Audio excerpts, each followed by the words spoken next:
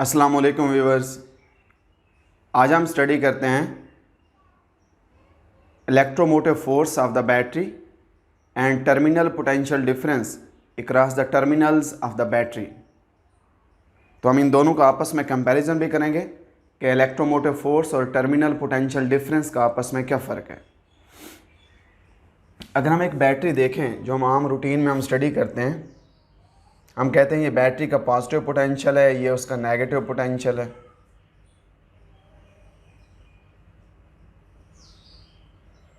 हम इसके साथ यूँ है कि रेजिस्टेंस जोड़ देते हैं।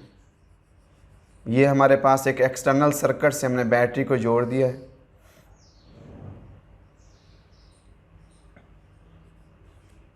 हमने आज तक जो बैटरी स्टडी हम रूटीन में करते हैं, हम आइडियल बैटरी लेते हैं।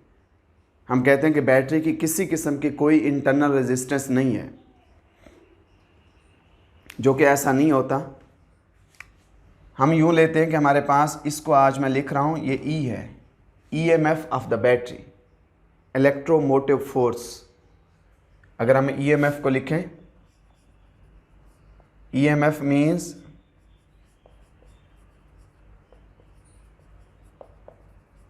इलेक्ट्रोमोटिव फोर्स है, और ये बैटरी की एक्चुअल स्ट्रेंथ होती है। इसको हम बोल देते हैं, ये हमारे पास ई है। जब बैटरी को हमने सर्किट में जोड़ दिया है तो करंट इसमें से फ्लो करना शुरू करता है। करंट यहाँ से फ्लो करेगा। अब बैटरी क्या करती है, जो चार्ज यहाँ से मूव करके यहाँ पे पहुँचता है, बैटरी उसके ऊपर वर्क करती है, उसको उठा के इधर बिठाती है। जो ईएमएफ है, ईएमएफ को हम कह देते हैं हमारे पास,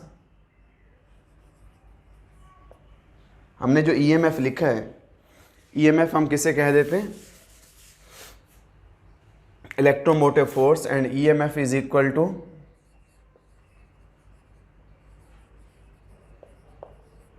work done by the battery per unit charge, that is called EMF. EMF को हम क्या लिख देते हैं, E is equal to work done divided by charge. इसके ऐसे यूनिट्स क्या हैं, ऐसे unit of electromotive force is volt, यानी एक्चुअल बैटरी की स्ट्रेंथ है। अक्सर ये एमसीक्यू पूछा करते हैं कि इलेक्ट्रोमोटिव फोर्स के यूनिट्स क्या हैं। अब स्टूडेंट्स ये गलती से इसके यूनिट्स को न्यूटन भी समझ लेते हैं, क्योंकि इसमें लफ्ज़ एक फोर्स आ रहा है। तो ये force means strength of the battery है, electromotive force. This is equal to work done per unit charge by the battery, कि बैटरी एक चार्ज के पे कितना वर्क करती है, उसको यहाँ से उठा के यहाँ पे रखती है, फिर वो चार्ज यहाँ से मूव करके वो इधर मूव करता है। अगर हम एक्चुअल में देखें, अब ये तो हमने ले लिया कि हमारे पास यहाँ से लेकर यहाँ तक ये बैटरी। अगर मैं एक्चुअल में देखूँ, मैंने ये एक बैटरी ड्रा कर दी है। अगर हम इस बैटरी में देखें, हमारे पास इस बैटरी की इंटरनल रेजिस्टेंस भी होती है। अब देखें, ये बैटरी की ईएमएफ है, ये बैटरी की इंटरनल रेजिस्टेंस है, इसको स्मॉल आर कह देते हैं। इंटरनल रेजिस्टेंस कहाँ से आती है, बैटरी में हमारे पास इलेक्ट्रोलाइट होता है, लिक्विड है। फ़र्ज़ करें हमारे पास डिल्यूटेड सल्फ्यूरिक एसिड है, H2SO4, उसकी वजह से उसमें से करंट गुजरता है, वो एज अ इलेक्ट्रोलाइट बिहेव कर रहा है। अब उस इलेक्ट्रोलाइट की अंदर जो अपनी रेजिस्टेंस है, उसको बोलते हैं वो internal resistance of the battery.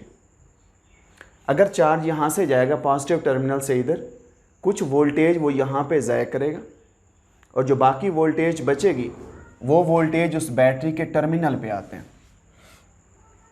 जो वोल्टेज यहाँ से यहाँ उसके टर्मिनल पे पहुँचेगी, that is called terminal potential difference. यानी बैटरी की यहाँ पे आप देखें, जो एक्चुअल स्ट्रेंथ है वो कुछ और है। जो बैटरी के टर्मिनल पे वोल्टेज पहुँच रही है, वो हमारे पास थोड़ी बहुत कम भी हो सकती है, उसके इक्वल भी हो सकती है। तो इसका बाद में एंड में हम कंपैरिजन भी करेंगे। एक अच्छा ये शॉर्ट क्वेश्चन है, differentiate between terminal potential difference and EMF of the battery. अब यहाँ पे मैं इस सर्किट को जोड़ देता हूँ। बैटरी का मैं कनेक्शन दे देता हूँ एक रेजिस्टर को। यूँ हमारे पास ये कोई एक रेजिस्टर है, यहाँ पे हम कोई एक की लगा देते हैं। ये हमारे पास एक की है, ये स्विच है, और जो वोल्टेज यहाँ टर्मिनल पे आ रही है, इस टर्मिनल वोल्टेज को मालूम करने के लिए हम यहाँ पे एक वोल्ट मीटर लगा देते हैं। ये वोल्ट मीटर है। वोल्ट मीटर बताएगा कि उसके टर्मिनल पे जितनी वोल्टेज है यहाँ पे, उसकी रीडिंग यहाँ पे वो शो कर रहा है। अब ये हमारे पास स्मॉल रेजिस्टेंस आ रहा है, ये एक्सटर्नल सर्किट है, और ये जो रेजिस्टेंस है ये बैटरी की अपनी रेजिस्टेंस है, जो उसके इंटरनल, उसको बोलते हैं इंटरनल रेजिस्टेंस है।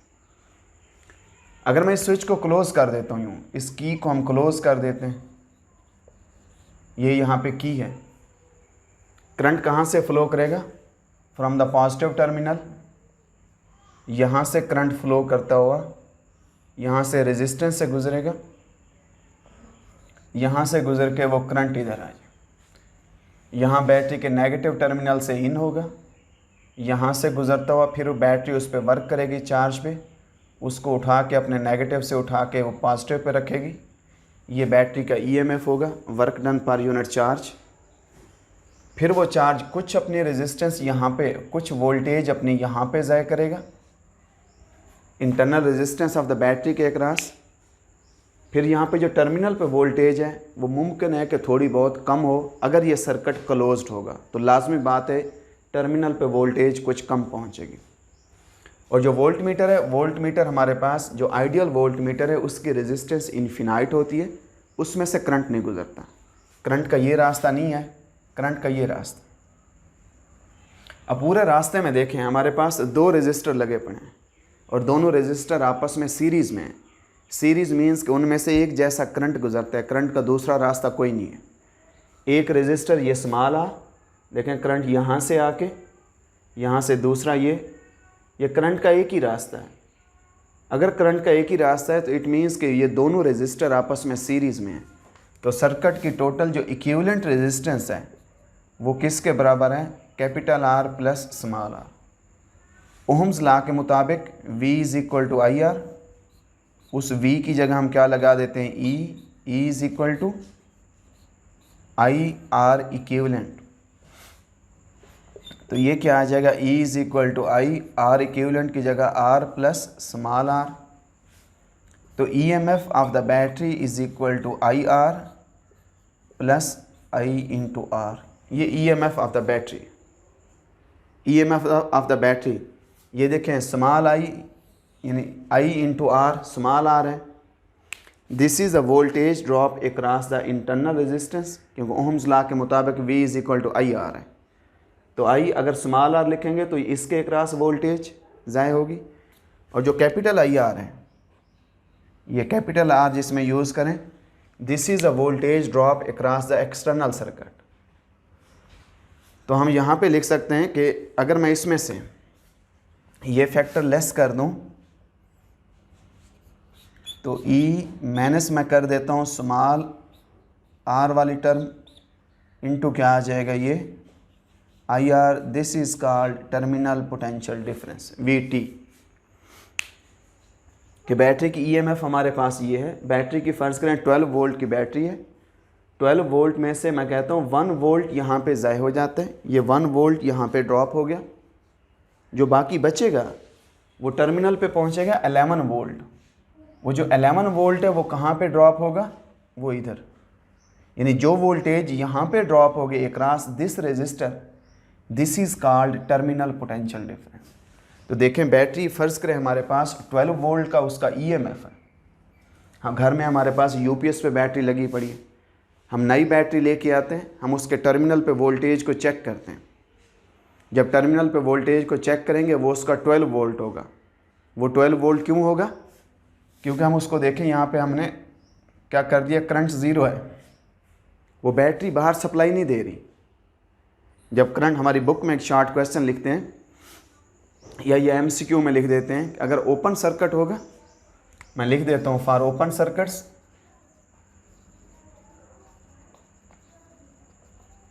ओपन सर्किट्स के लिए करंट क्या होता है? ज़ीरो। जो करंट ज़ीरो होगा तो ये इंटरनल रेजिस्टेंस के अक्रॉस जो वोल्टेज ड्रॉप है वो ज़ीरो। देखें जब करंट ज़ीरो है, करंट फ्लो नहीं कर रहा, यहाँ पे वोल्टेज ज़ाया नहीं होगी। जब इंटरनल रेजिस्टेंस में वोल्टेज ज़ाया नहीं होगी, यही जो 12 वोल्ट इस प्लेट पे वो एग्जैक्टली यहाँ पे शो होगा, और जो वोल्ट मीटर रीडिंग देगा वो एग्जैक्टली 12 वोल्ट की देगा। यानी जब उसमें से करंट नहीं गुजरता, हमने इसको ओपन सर्किट छोड़ा हुआ है, तो यहाँ पे 12 वोल्ट देगा। अगर मैं इसको क्लोज कर देता हूँ, फॉर क्लोज सर्किट यानी ओपन सर्किट में जो टर्मिनल पे वोल्टेज है that is equal to EMF of the battery. अगर मैं कह देता हूँ फॉर क्लोज सर्किट है, क्लोज सर्किट मीन्स कि हमने इसको क्लोज कर दिया। क्लोज करने से इसमें से करंट ज़ीरो के इक्वल नहीं है, करंट फ्लो कर रहा है। जब करंट फ्लो करेगा, 12 वोल्ट की बैटरी है, कुछ करंट की वजह से यहाँ पे वोल्टेज ड्रॉप होगी, जो बाकी वोल्टेज यहाँ पे पहुँचेगी वो 11 भी हो सकती है, 11.5 भी हो सकती है। यानी अगर 0.5 वोल्ट यहाँ पे ड्रॉप होगी तो टर्मिनल पे जो पहुँचेगी वो कितनी होगी, 11.5 होगी। देन हम कहते हैं कि जो टर्मिनल पोटेंशियल डिफरेंस है that is always smaller than EMF of the battery. अब यही क्वेश्चन मैं आपके लिए कह रहा था कि अगर हमारे घर में UPS पड़ा है, हम नई बैटरी उसकी UPS की लेके आते हैं, हम उसके टर्मिनल पे वोल्टेज को चेक करते हैं, उसका वोल्टेज उस वक्त 12 वोल्ट होगा क्योंकि वो बाहर एक्सटर्नल सर्किट को सप्लाई नहीं दे रही, करंट फ्लो नहीं कर रहा। लेकिन जब उसी UPS की बैटरी को हम सर्किट में लगाते हैं और वो पूरे घर में वो सप्लाई दे रही है, अब अगर हम वोल्ट मीटर को उठा के उसके टर्मिनल पे यूं करके जाके चेक करें कि टर्मिनल पे कितनी वोल्टेज है, वो 12 वोल्ट नहीं होगी, वो 11.5 भी हो सकती है, 11 भी हो सकती है, 11.8 भी हो सकती है, 11.2 भी हो सकती है। वो जो 11.2 आ रही है टर्मिनल पे that is called terminal potential difference. इसका मतलब है 0.8 वोल्ट उसके अंदर इलेक्ट्रोलाइट की वजह से ज़ाय हो गया है, और जो 11.2 वोल्ट है वो उसके टर्मिनल पे आ रहा है। जो हमारे पास EMF होती है, EMF is cause the actual strength of the battery, is the cause of the battery, यानी एक्चुअल जो करंट का काज है वो EMF है, और जो बाहर वाले सर्किट में उसका इफ़ेक्ट होता है that is called terminal potential difference. तो ये जो हमारे पास ये स्मॉल r में से हमने ये लिखा है कि टर्मिनल पे इतनी voltage EMF minus this is the voltage across the internal resistance, जो बाकी बचेगी वो क्या आ जाएगी, वो this is the terminal potential difference. Book में एक शॉर्ट क्वेश्चन लिखते हैं, जो बैटरी में से करंट इंक्रीज़ करते हैं टर्मिनल पोटेंशियल डिफरेंस क्यों डिक्रीज़ करती है। ये हमारी बुक का एक शॉर्ट क्वेश्चन है। हम इस फार्मूले का हवाला देते हैं कि जो करंट इंक्रीज़ करेगा, करंट इंक्रीज़ करने से यहाँ पे जो वोल्टेज ड्रॉप है वो इंक्रीज़ करेगा। जब ये वोल्टेज ड्रॉप ये इंक्रीज़ करेगी, टर्मिनल पोटेंशियल डिफरेंस क्या करेगा, वो डिक्रीज़ होता जाएगा। टर्मिनल पे जो वोल्टेज आएगी वो वोल्टेज आहिस्ता आहिस्ता कम होती जाएगी। अब इसके बाद हम देखते हैं कि पावर डिसिपेशन में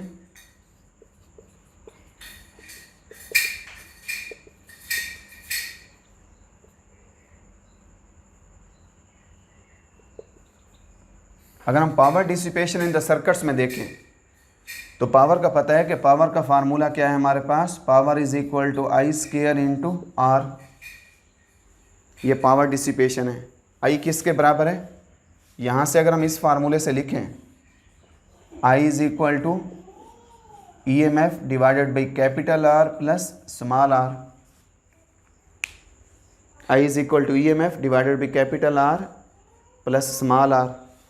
हम I की वैल्यू उठा के हम पावर के फार्मूले में पुट कर देते हैं।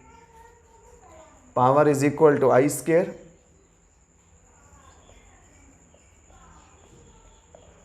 Into R। इसका स्क्वायर एक्सपेंड करें,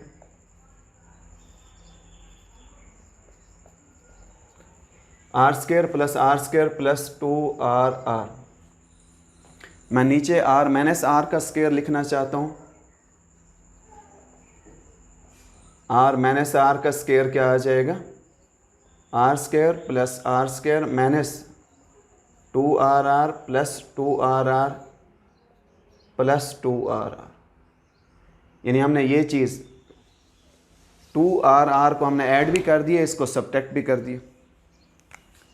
अब जो पावर है, पावर हमारे पास किसके इक्वल है, E square R divided by, ये टर्म बन जाएगी capital R minus small R का स्क्वायर प्लस 2RR प्लस ये वाला 2RR ये आ गया, ये आ जाएगा 4RR। ये power supplied by the battery है to the external circuit. Battery maximum power कब सप्लाई करेगी, जब उसका डिनोमिनेटर कम से कम होगा।